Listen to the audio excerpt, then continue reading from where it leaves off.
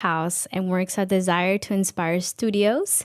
Thank you, Eric, for being here. You introduce yourself to the audience? Yeah, thank you guys for having me. First of all, I really appreciate it. When you hit me up on DMs, I was like, wow, this is cool. First time being on the other side of the interview. So blessed to be here. Thank both of you guys. She said, my name is Erick Garcia. I'm with Desire to Inspire Studios Foundation, and I'm also host of Powerhouse Podcast. So thank you guys for having me. Thank you for being here. I know that you've been following Tay for quite some time, and we've seen a little bit, and our goal is to bring guests on the show that are in the community making a difference, or something that can help the youth and inspire the youth. And so definitely we had to have you on the show. But before we get into and get to learn more about the things that you're doing, we do this thing on the show as an icebreaker question. And our icebreaker question for today is, what is your favorite thing to do when it's raining? Do you want to start, or Kim? I can go ahead. Okay, go ahead. Yeah. Favorite thing to do while it's raining is drive. I know it's a little bit dangerous and a little bit sketchy, but I do like to drive in the rain. It's just really peaceful. Throw a podcast on, kind of go a little faster than normal because it just feels so good. And when it's rainy and it's cold out, there's nothing like it. So I like to drive. Oh, okay. I do not like driving when it's raining. I try to avoid it as best I can.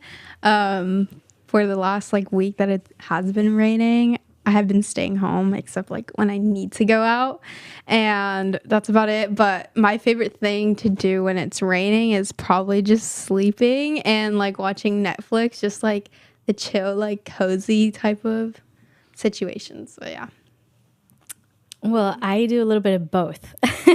I love the rain. I think it's so pretty. I know a lot of people tell me it's ew, it's not a good mood, but I really do enjoy the slowing down. I think the rain makes you slow down a little bit. Right. I'm a very everywhere person, so that rain just kind of reminds me, hey, slow down. Yeah, I feel that.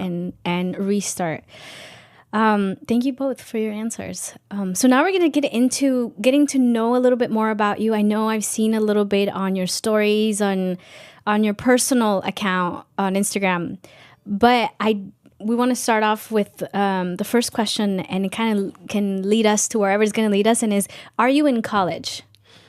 Yes, I am currently studying economics at San Francisco State University. I transferred there last semester, which is funny because I've been to 4 different schools in the past 4 years. So I went to Sacramento State in 2019 as a freshman, and then COVID hit. I came back home and I didn't want to pay for the online, Zoom for the first year at least. I think they were charging me a lot for that, and so I didn't think it was worth it. So I came back home and I went to College of Marin for about 2 semesters, or a semester and a half. Dropped out of there because I just didn't like the professors. I didn't really like what I was studying. I didn't know what I wanted to do. And then I went to Santa Rosa Junior College, traveled up there, played some soccer up there, met a lot of people, made a lot of friendships, which is really cool. Traveled with the team, which is really fun. It was a lot of hard work, but then that hard work kind of helped me transfer to San Francisco State, where I decided I want to do economics because I really like not the math, but the numbers and the money and all that. And then last semester I transferred there, which was a pretty new experience, but that's where I'm at right now. Interesting. What made you want to get into economics? What was the spark of that? I would say that just the way, the logic, and it makes sense, right? So being able to see kind of what the money does with companies, seeing how profits work, how costs work, how the difference between, your marginal costs and your marginal revenues, and how your price takes into account, all those little things. I never really understood how they worked. I was never really financially literate, especially as a kid. I just never was taught those things. Mm-hmm. So one of my friends in high school told me that his dad wished that he studied economics, and he was a pretty rich guy. And so I was that's pretty decent advice. And I kind of never realized what I wanted to do. But when I went to Sacramento State, I had this really interesting, I would say, professor who just was really loud, really energetic, really enthusiastic. And he just made me fall in love with economics. I think I started his class and I was not doing too well. And then I finished the class with an A just because he was so interesting and engaging. And the way he talked about econ was it was just different. I don't know if you guys are familiar. Did you go to TL? No, she went to see. I went to. You went Oh, to I went. No, I didn't go. Do you know Miss Coyne? Yeah. Yeah, so Miss Coyne is a teacher kind of like that, where she makes, Oh, okay. she makes econ fun. And so nowadays it's not so fun, but econ is something that is just valuable with whatever you do. You're always going to have to kind of know about money and how money works. At least that's how our world works. And so that's why I chose econ. And that's an interesting thing. I love business economics. That's a language that I love. But mainly because at school, they don't teach us that.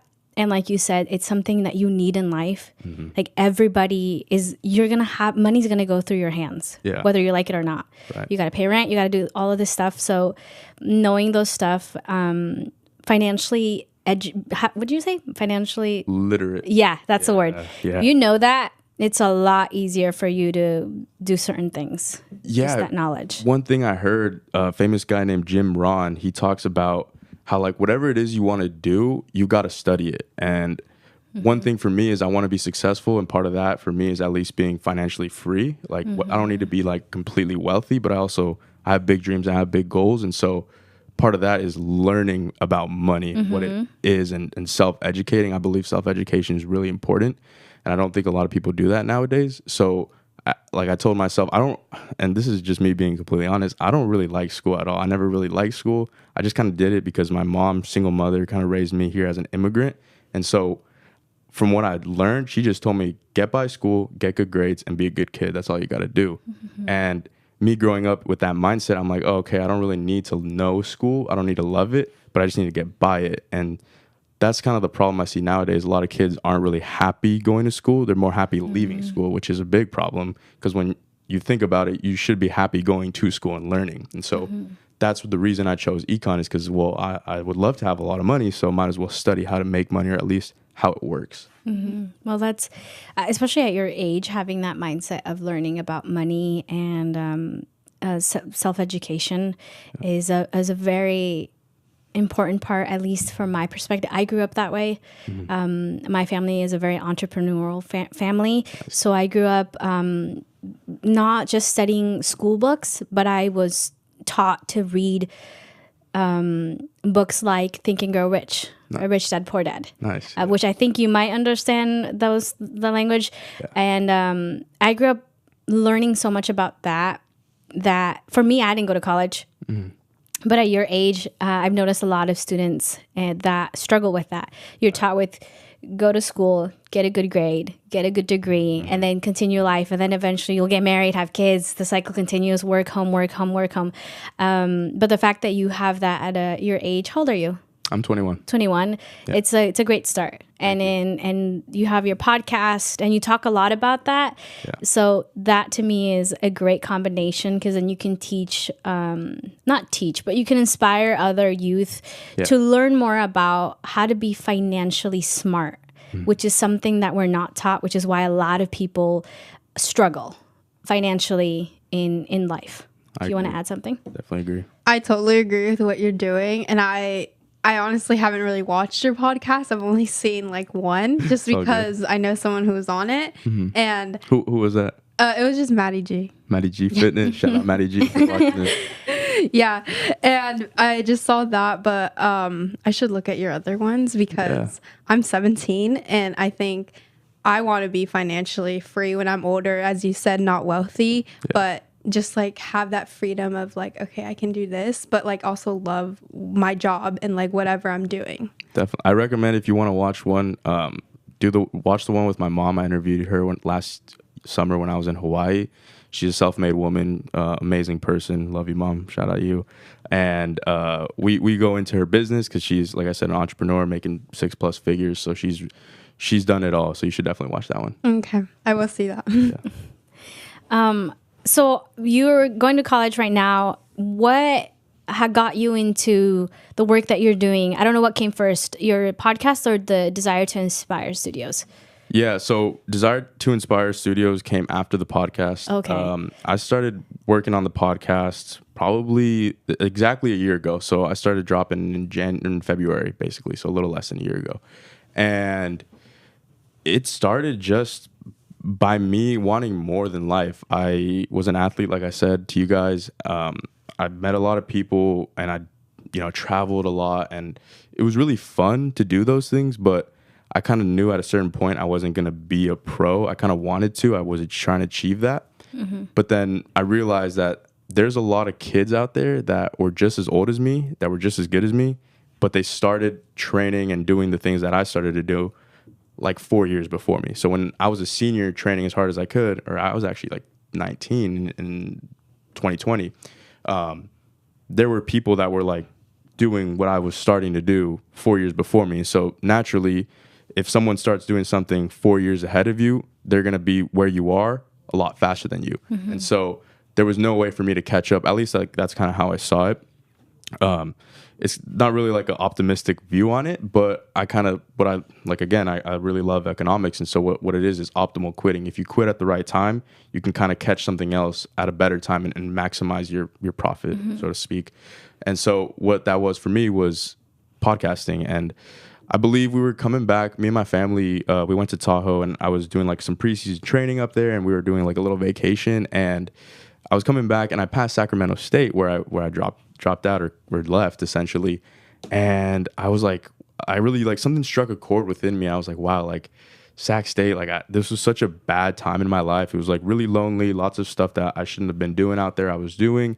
It was like my first year of college, and I noticed a lot of Latinos struggle with that first year away from their family because they're not used to that sort of culture. Like where here in America, a lot of the white people, they just kind of leave their families and go to college right away. Like they go across the country.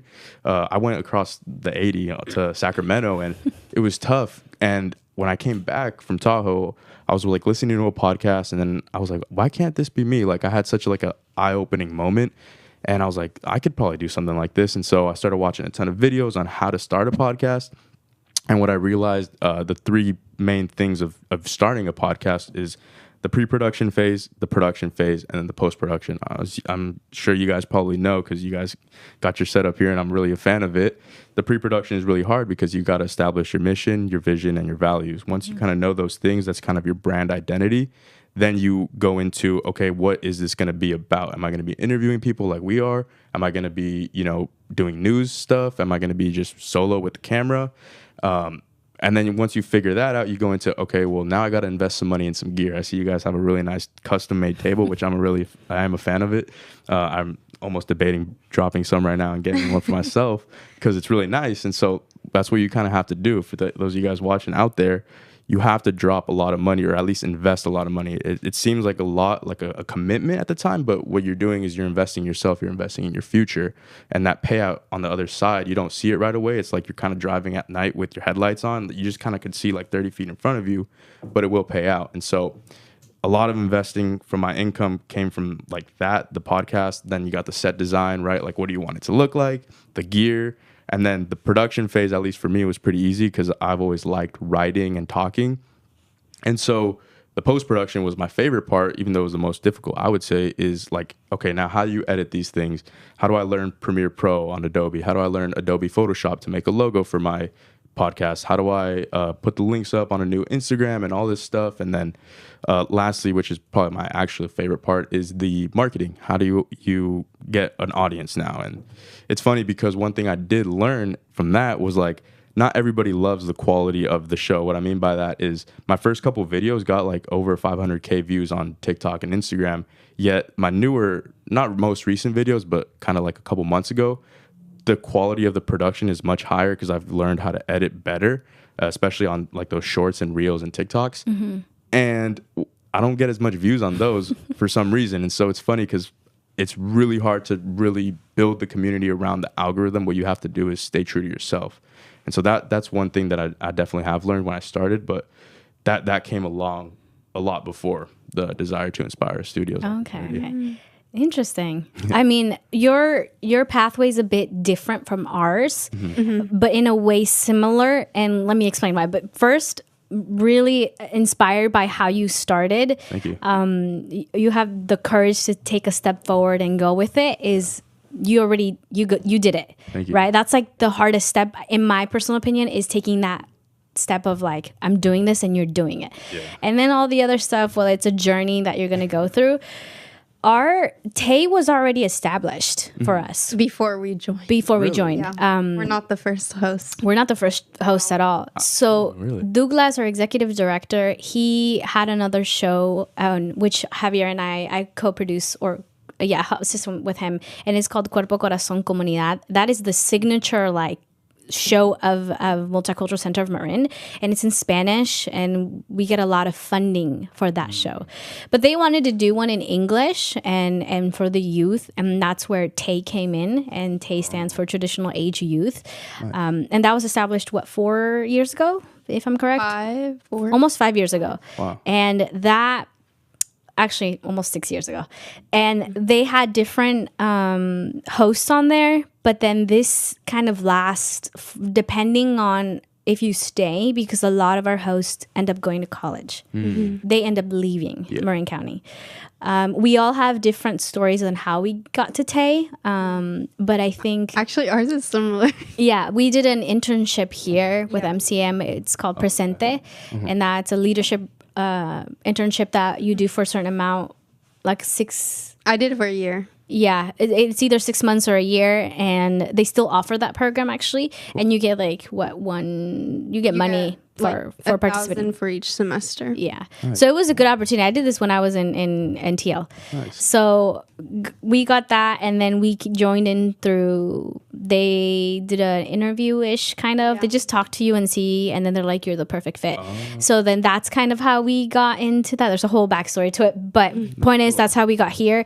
And then over the past 2-3 years, we've been really transitioning and making it what it is today, and we're still have a long way to go.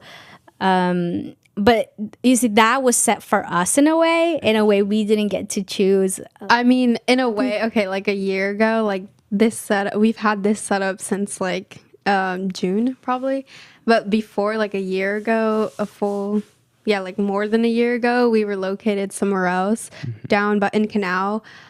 Towards like Target and Home Depot, and that setup was like way different. This is such an upgrade compared to that. If you look at our old videos, you can tell the difference. Like the mics, the headphones, all of this is like new.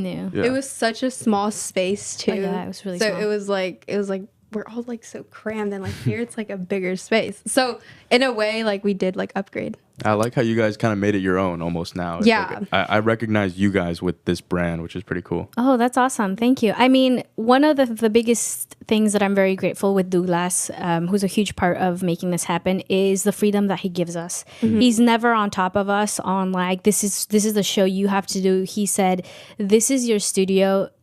Use it to do something. Nice. And so all the shows, everything, it's run by us. And we plan it all out, what we want to talk about. Yeah. Nice. And one of our biggest goals, like you said, I think that's where they set that for us, the transitional age youth. And then we're figuring out and putting our own spark. And it's not just one person. It's like Javier, Kim, and Annalie, who's not here. She's in Guatemala, who's our other host. She's the one who's been here the longest. Yeah. But putting a little bit of spark in what we all kind of have, because we all are in different fields. Javier is really good with studio, like audio work. Mine are like cameras. Kim is very energetic. She has everybody has their own little thing, and we all bring in different guests to see what works. So I mentioned what TAY stands for. Why did you choose the name Powerhouse? So I chose Powerhouse because it's kind of cliche, but it's true. It stands for, when you look at colleges, right, and they refer to powerhouse colleges, it's like the colleges that, or even powerhouse programs in general, it refers to, you take something and you create and you add to it and you make it more strong, more resilient, and you just make it that much better. And so I think that's kind of what I stand for in terms of just something that's professional, something that's just trying to be better in general. I think that's what my brand kind of is. It's a little bit different from my mission, whereas like my mission with Powerhouse in general, more so with the podcast, but it's to create curiosity within like younger generations, and to do that with, media storytelling, and then as like almost like a voice of encouragement and good within our community here.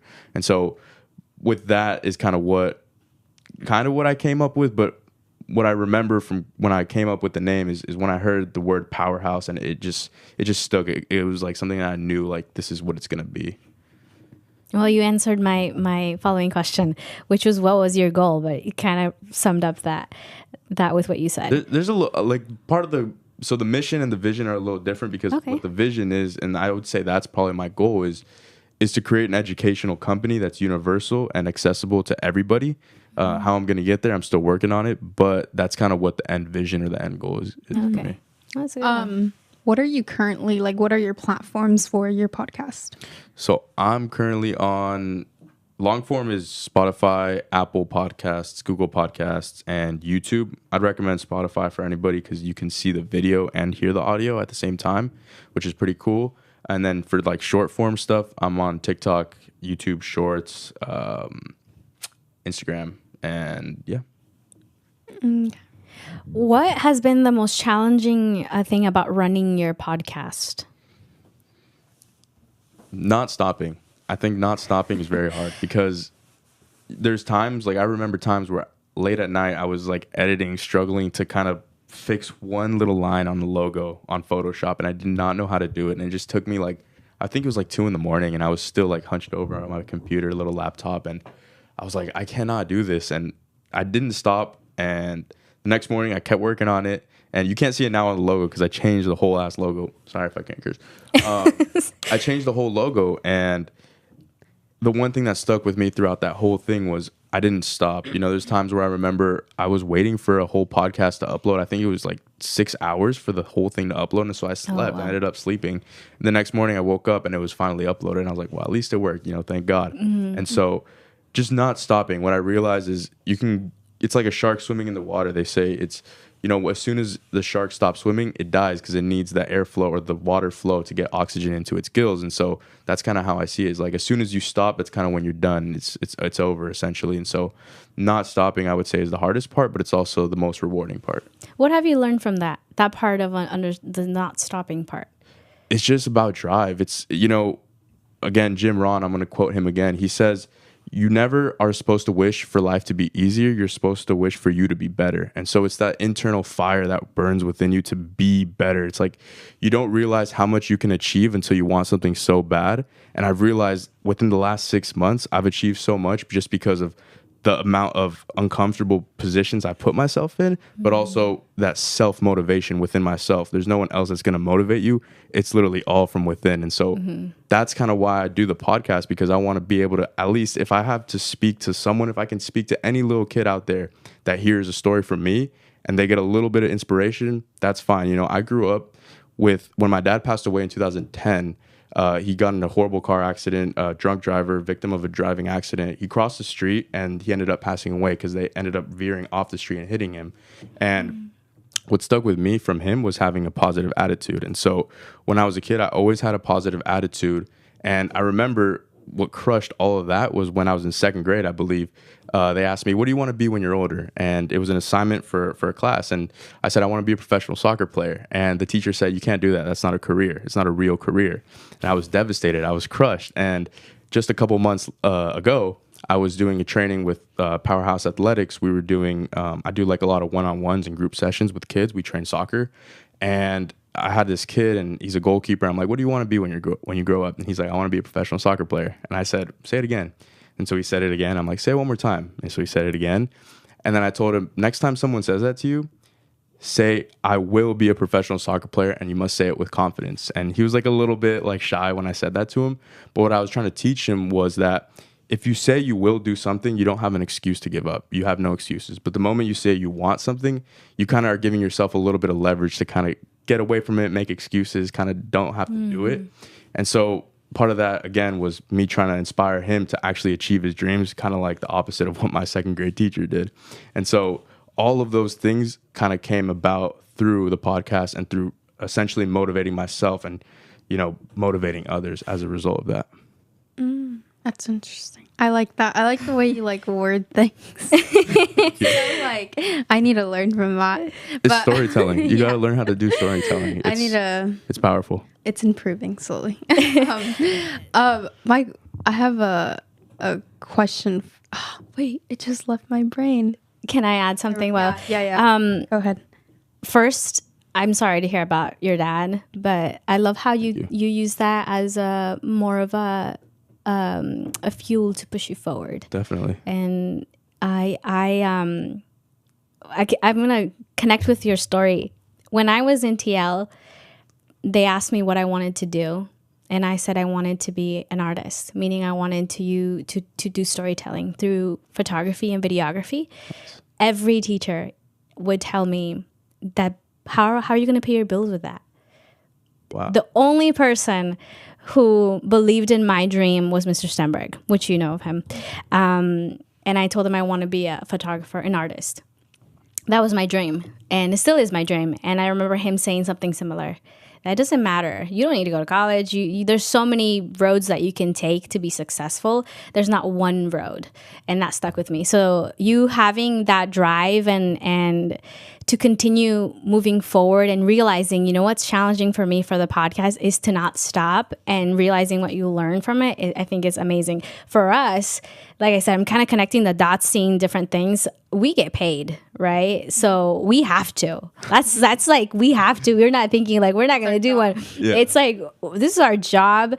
And so we continue every single week, and we have to. But I think it is way harder when you're doing it on your own, because it's that self-discipline. Yeah. I remember in Avid, we talk a lot about the the individual drive to do things. And I think that is something when you do, whether it's a podcast or any goal, going to the gym, it's you. No one else is going to do it for you.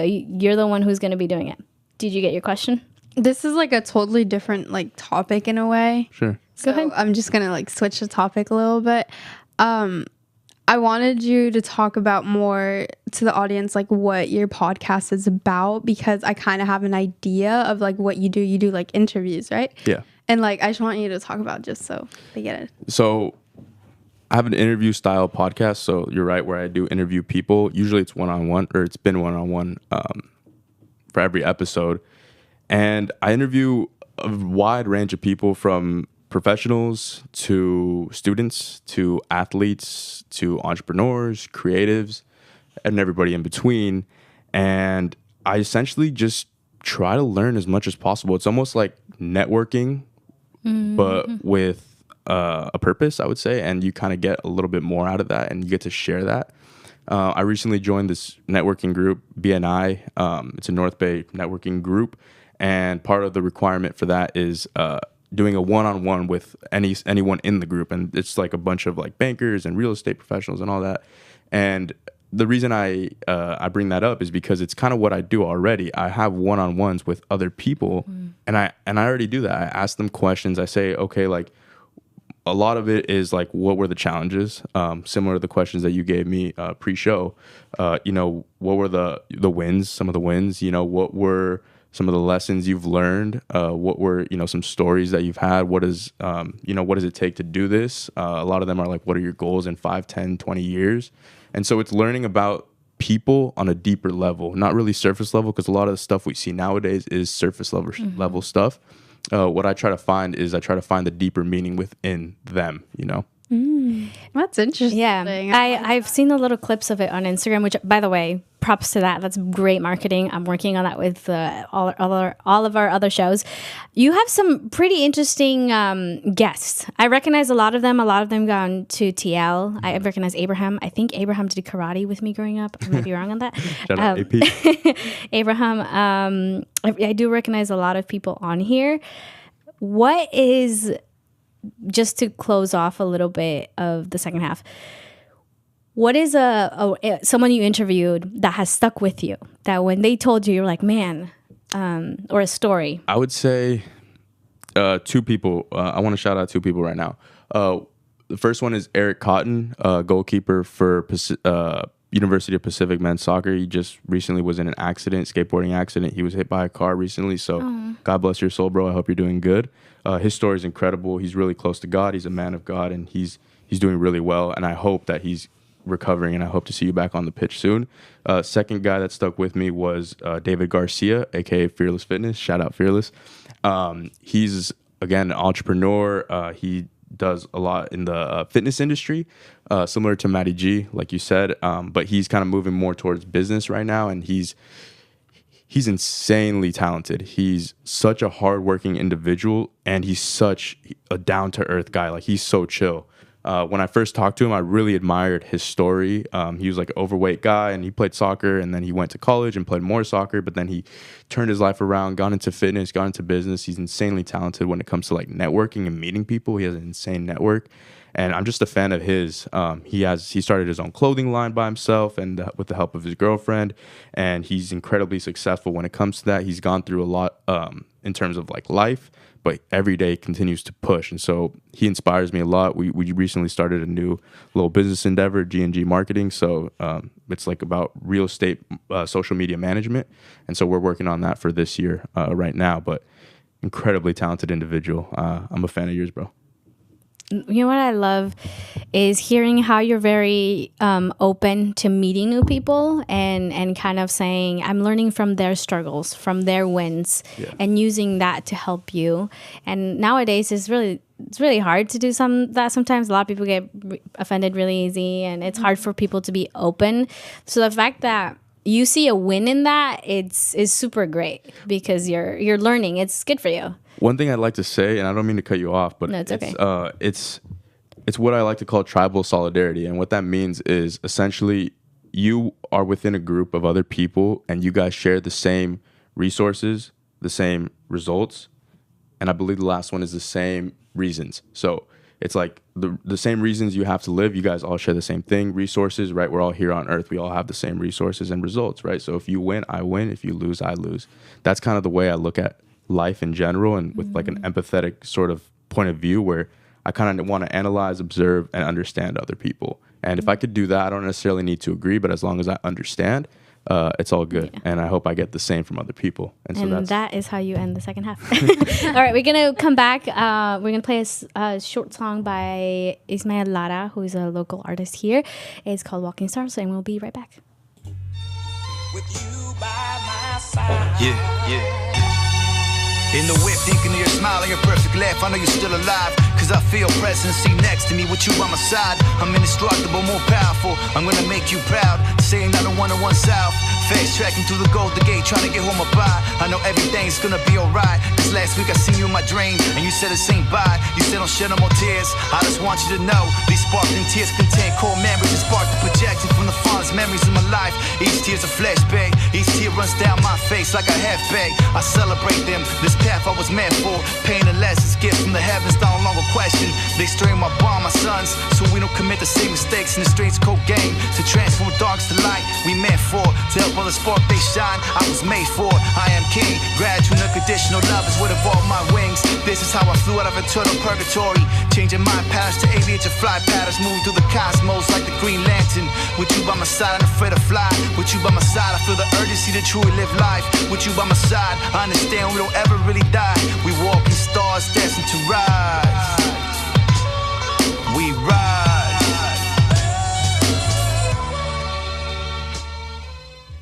Welcome back, guys. That was Ismael Lara. He is working on new stuff. I'm excited to hear, and hopefully we have him back on the show. Thank you, Erick. So far, I'm learning so much. How are you feeling? I'm learning as well. I think it's awesome. This is a very different show than what we've had before, which is awesome. I know you do have a guest here today. And I'm curious, because you said you did soccer, and I think I remember him from soccer, but you did soccer quite some time too. Now I'm connecting the dots. And yeah, thank you so much for sharing all of that. It's been so good so far.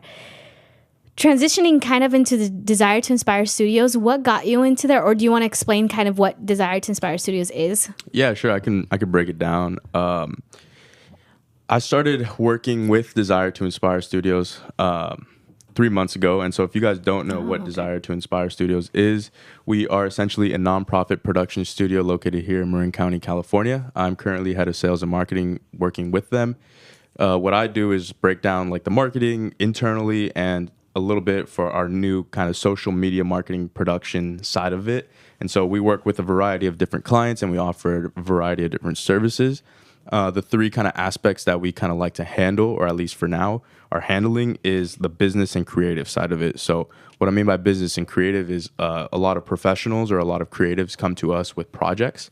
And an example of a project could be a product shoot. And so I can give you guys a quick story about the time when I was still an intern about 2 months ago or 3 months ago, like in October, I believe. And we had a shoot in Belmarin Keys. If you guys aren't familiar with Belmarin Keys, it's a little community out here in like northern Nevada, right on like the lagoon. I think the average asking price for a house right now is like $2 million out there. So it's very expensive, really nice community. And I met this dude named Bill, and he's the CEO of a local company here named Cork Pops. And what Cork Pops is they make a lot of different alcohol products. One of the products we were shooting that day was a little tequila glass that is made out of like aluminum or tin, and you put it in the freezer, and when you take it out, it gives you like a nice cold tequila shot, which is pretty cool because who doesn't like that? And so he took us to his house, and his friend was there, and I guess he was gonna have his girlfriend, who was like a model, do like the shoot for us or model for us, and she was taking forever. And so he's like, "Yo, guys, like, why don't you guys come on my boat?" And we're like, "Okay, you have a boat." And when I got to the house, it was this amazing mansion, and we went on the boat, and I never been on a boat before like that, and we were like, vroom, and I was like, oh my god, like I was almost leaving my seat, and it was a lot of fun. And we got back, we shot the shoot, and we were in the car, and my mentor or director of videography, Cesar Cruz, who was also on my podcast, when he was driving away, I kind of looked at him, and he seemed unfazed, and I was like, are you good? I'm like, that was really fun, wasn't it? And he's like, yeah, that's kind of what we do. And the moment he said that, I kind of realized that this is what I signed up for. This is what it's going to be like. It's going to be essentially not a 9-to-5 job. It's going to be something where I've never been in these types of situations, yet I'm really blessed to be here and just experience these things and do work in a totally different way. Mm-hmm. So, to add on to that, a different way is we do nonprofit and educational work. And so some of the companies that are partners we have that are nonprofits are like ALS Foundation, Golden West Chapter. We've worked with Postpartum Support Services, PPSC, which another quick story here, a little tangent, but this one was eye-opening for me because PPSC essentially works with mothers who just had babies and they need a lot of help. And so one of the projects that we worked on was their diaper drive. And so we went to San Anselmo, and me and my team filmed them giving away diapers to a lot of women in the community, and a lot of these women were Latinas and Latino dads. And I was like, wow, like that's insane. I didn't know that this type of need was needed in our community. And when I was just there kind of watching all these moms get their stuff, and I got the opportunity to interview them in Spanish, and it was really eye-opening to see that, because like I said, I grew up with a single mother, and I can't believe that if she was ever in that position, like the amount of help that these people provide. And so to be a part of that and to just, at least do something in a little way, like record for their fundraiser, was incredibly eye-opening and insightful for me, because I've never been a part of something like that. I would have never been even close to being a part of something like that if I never joined Desire to Inspire Studios. And so I was really grateful for that opportunity. There's a lot of work that they do, and they're really amazing. The last piece we do is event coverage. And so we're getting ready right now to work with ALS, Golden West Chapter's annual gala. And so they're doing something next Friday on basically celebrating all the events that they've put on. And what ALS is, it's Lou Gehrig's disease, which is I think it's an autoimmune disease that affects a lot of people worldwide. I think it's pretty popular, which is really horrible. But they basically put walks on, and we did a walk in East Bay, Point Richmond, where they walked about a mile, and they raised a ton of money for this disease, which was really amazing to see. And so again, being a part of things like that is just really amazing for me to be a part of these things, because I've, as a kid, I never really did a lot of volunteering or anything like that. And so just to know that some of my work has an impact on other people's lives, and then also to be there and interviewing them and actually getting on the ground and talking to these people is amazing. It's really amazing to hear the stories. I think one thing that I really love is the storytelling aspect of it, and to capture that is really nice. Mm. That is very inspirational, because I love when there are organizations that are doing those type of things. The diaper thing, it just reminded me, because I volunteer I've been volunteering with MCM for the food pantry, and there's someone there, Lindsay, who she actually fundraises money or gathers diapers for people in the canal community, and she gives it out to them, which it just reminded me of that. She does that like all on her own, which is super inspiring, and she's been doing that for years. And the need, and a lot of people I work with like in the front area usually, and a lot of people come up and they say, do you guys have diapers? Because they know that she does that. Yeah. And it's just like wow, like I don't know, but yeah, you get. Again, shout out to Kim always. She's 17 years old. Wow. But she's doing a lot. Just to kind of tie in what you're doing, she just started fundraising and gathering essential items for homeless, and she's been working on that and giving it away. So very proud of her. So she's very into community work. So I think one of the things when we talk about community and helping, there's so many ways. There's the people who show up and actually give away the diapers, the people who do the fundraising, and there's the people who are filming. Yeah. So that gets out. That word gets out. Now, especially nowadays, everything is social media, video, photos, not much flyers, and as back in the day. Do you want to ask the next question? I'm not sure what the next question is. One thing. So, Desire to Inspire Studios, I interviewed Trevor. Is that his name? Yeah, Trevor. I did an interview with Trevor. He was very kind and gave me an interview. I was on a mission to find someone who was in the field that I was interested for Avid. It was our final. And Mr. Stenberg said, find someone that is in the field that you are in and go ask him the questions that you have.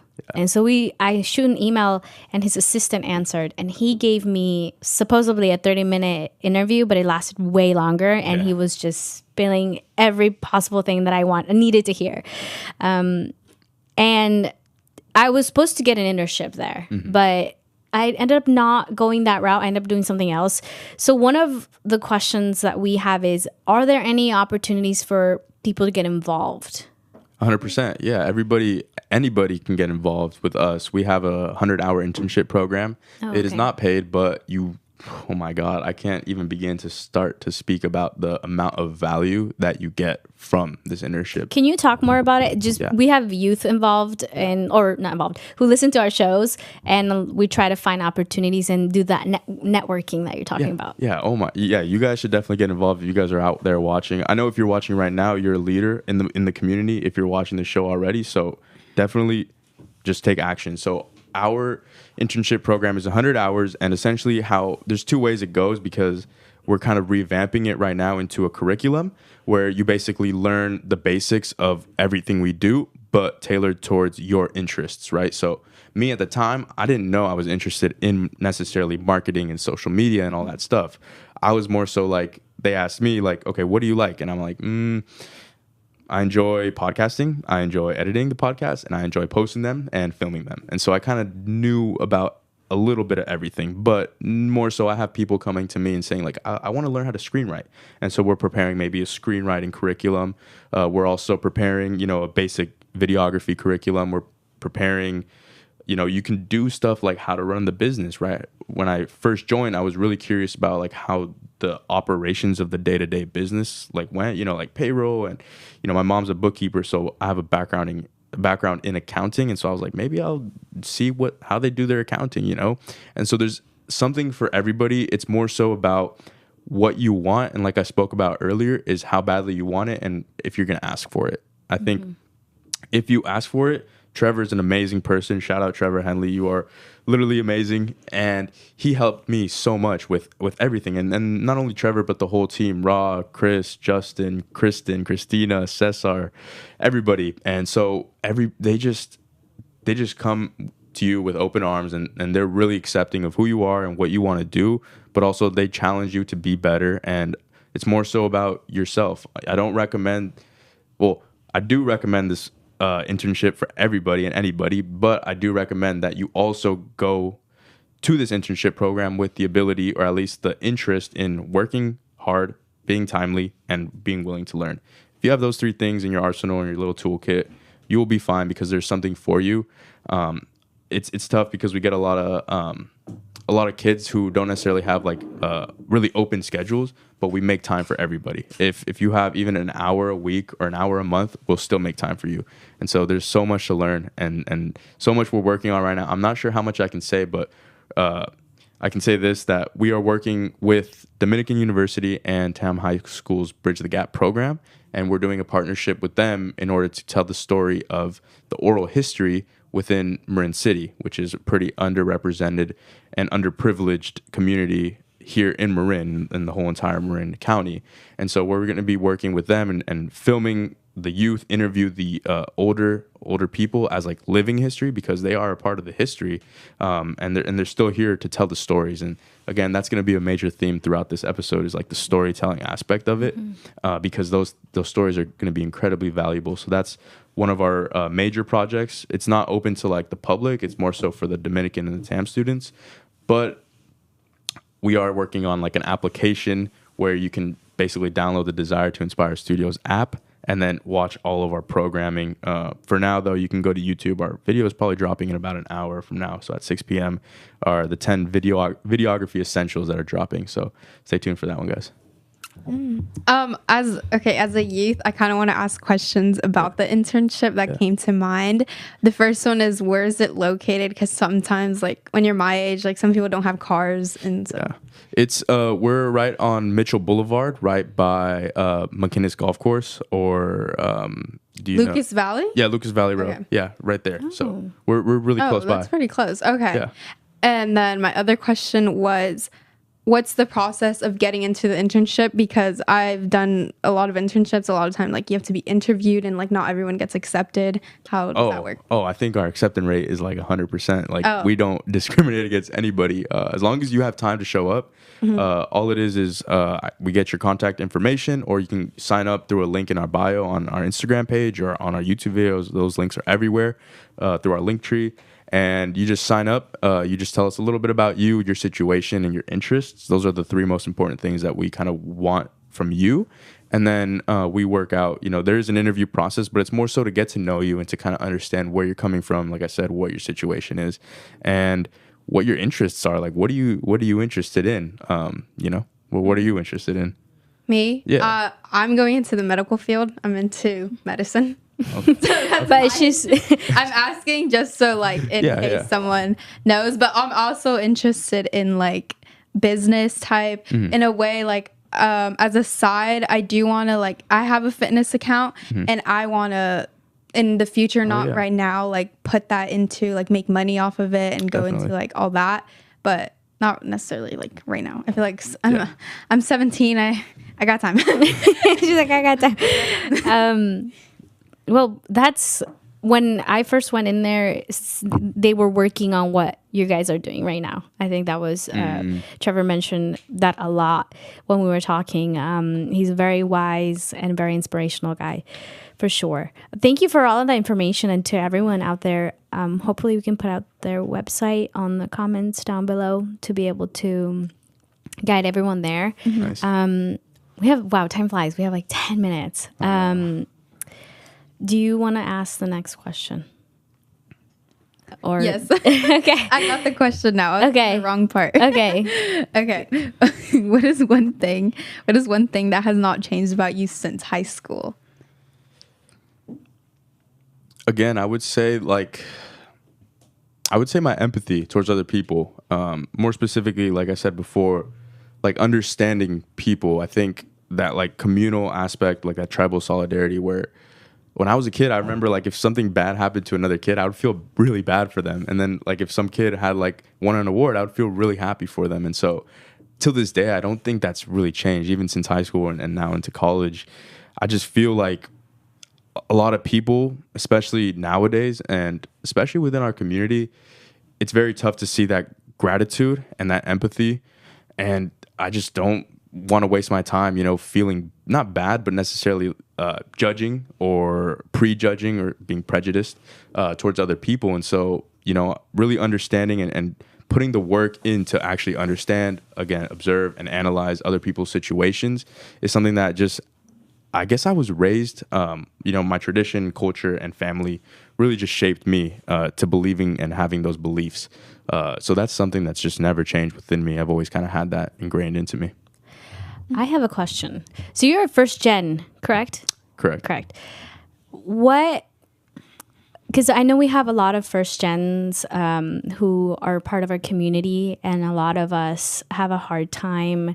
It's a different challenge that we face than our other peers that have a little bit more of they have other challenges, and ours is usually language. A lot of us grew up under the, what's it called?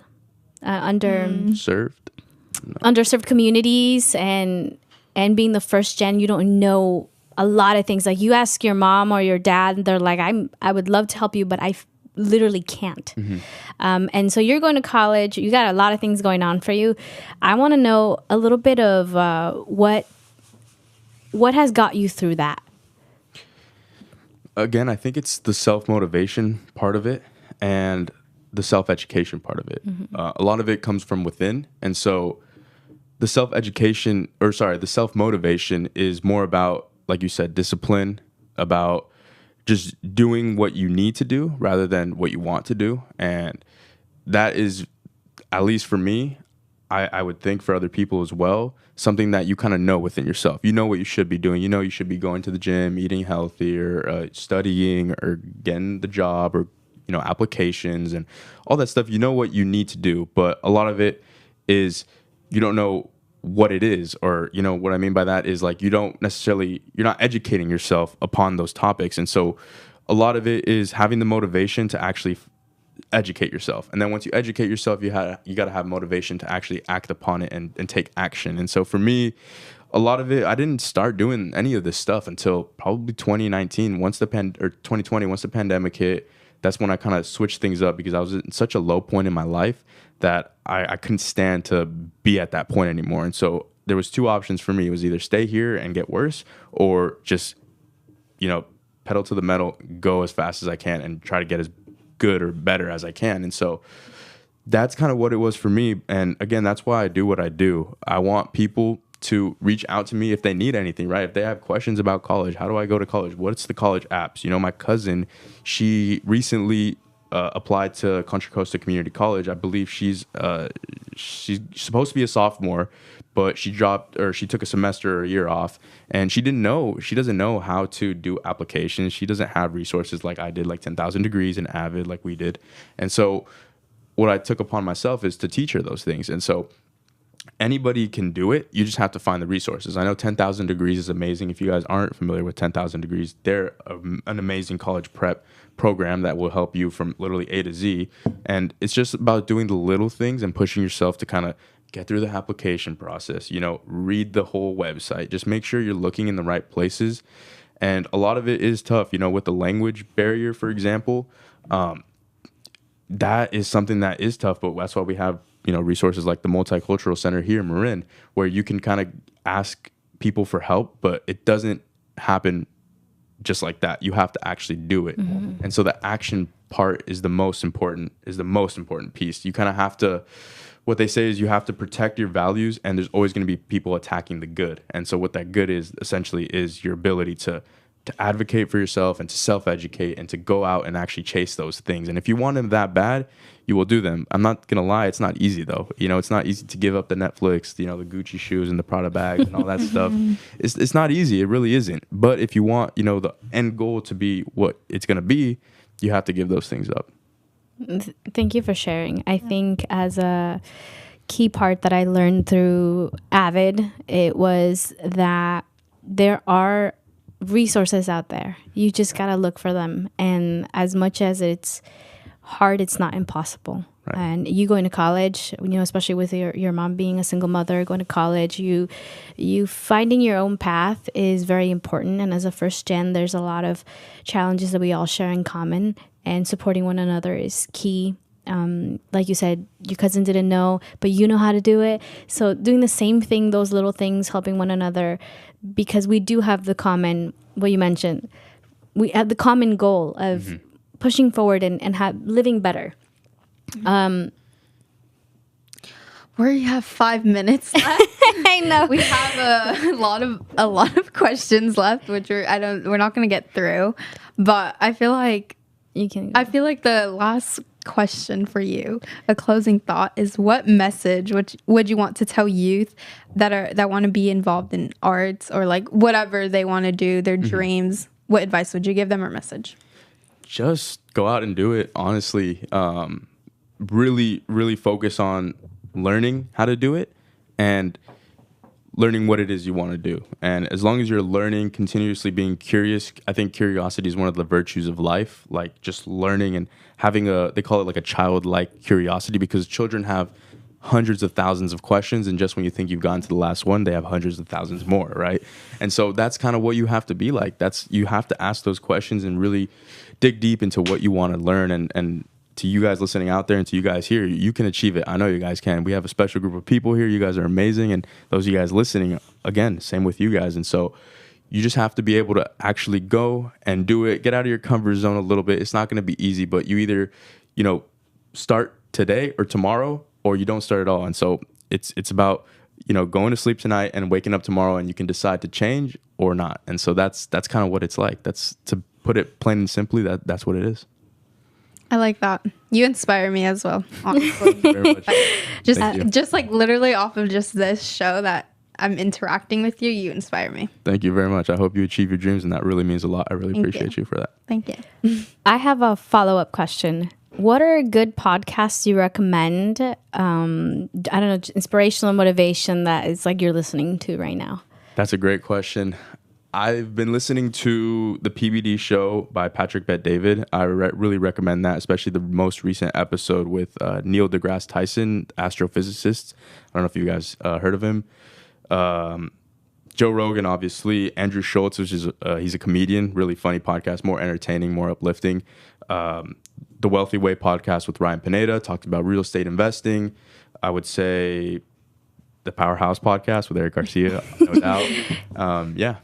Well, thank you so much. We are at the end of our show. I do want to thank both of you for being here, and especially Erick for taking your time and coming all the way down here. I'm glad you got to see our studio, and hopefully we can continue having you on the show and working together. I think there's definitely a group of very hungry people here, hungry for a better future, hungry to inspire and do a difference, definitely. Right? Because we're here for that. Yeah. That is the end of our show. We want to invite you all to follow the Powerhouse Podcast on Instagram, TikTok, and join us for next week. We will have, I don't know if Annalie will be back. Hopefully she will, but we'll have her back. And yeah, have a wonderful Friday.